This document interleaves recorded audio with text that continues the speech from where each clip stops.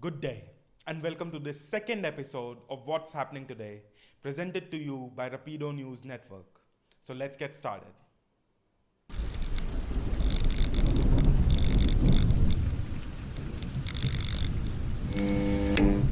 The Federal Reserve lifted its key interest rate by a quarter of a percentage point on Wednesday, as policymakers took their first decisive step towards trying to tame rapid inflation by raising borrowing costs. Fed officials have kept interest rates near zero since March 2020, when the pandemic began to shake the US economy. And this week's decision was their first rate increase since 2018. Policymakers projected 6 more similarly sized moves over the course of the year 2022, as inflation has reached nearly a 40-year high, signaling that they are prepared to pull back support for the economy. Consumers are already feeling squeezed by higher prices on daily necessities, whether it's at the gas pump or at the supermarkets. And now that the interest rates are ticking higher, the cost of borrowing from credit cards and car financing to private student loans will increase. In the United Kingdom, London's Heathrow Airport no longer require people to wear masks in its terminal. Railway stations and office buildings have also gotten away with these mask mandates. British Airways and Virgin Atlantic are the largest airline to relax their policies on face coverings.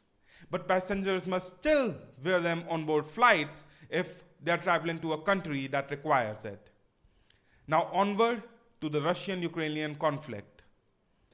Yesterday, President Volodymyr Zelensky of Ukraine spoke to the US Congress.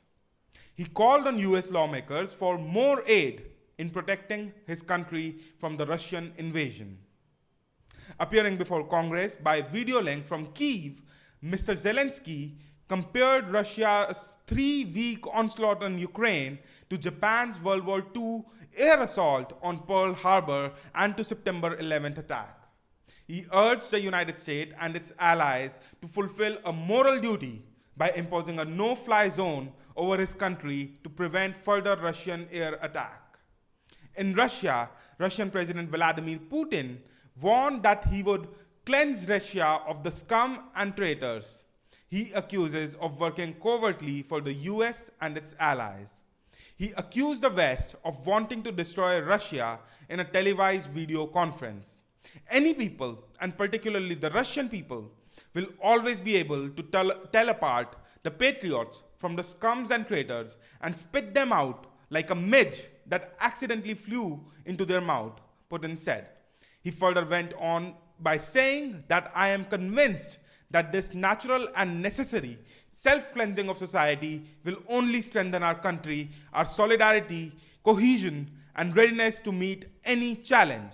He claimed that the conflict was merely a pretext for the West to impose sanctions because they just don't want a strong and sovereign Russia, and insisted the military operation in Ukraine is going according to the plan, despite his troops' advance remaining largely stalled on the outskirts of Kyiv. He also told Russians that we are fighting for our sovereignty and the future of our children. US President Joe Biden called Russian President Vladimir Putin a war criminal on Wednesday. It was the harshest condemnation of Putin's action from any US official since the war in Ukraine.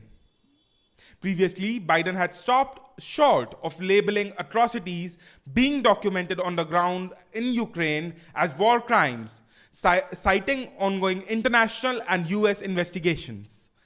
But on Wednesday, speaking with reporters at an unrelated event, Biden affixed the designation on the Russian leader. I think he's a war criminal, the president said after remarks at the White House. That was all for the major news updates for the morning of March 17, 2022. Stay tuned for our next updates on the ongoing world affairs. We hope that you will find this video helpful. If you like this video, hit like. And for continued update on what's happening around the world, consider subscribing. And if you never want to miss an update from us, hit that bell icon. If you have any comments, any suggestions, or anything you want us to know, Please let us know in the comment sections below. Thank you.